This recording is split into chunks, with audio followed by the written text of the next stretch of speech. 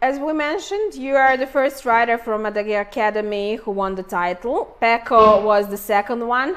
What do you think, who will bring the third title to the Academy, no matter what the class?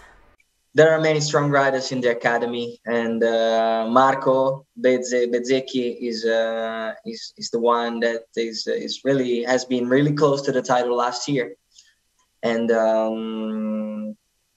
he has chances to go for it also this year. He started off the championship pretty well with a fourth position, so I think he's one on the main list for bringing the third title to the Academy. But he's not the only one. There are other riders that can fight for titles at least.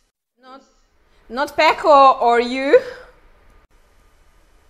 Well, I put Pecco and me as the others that can bring the third title. Yeah,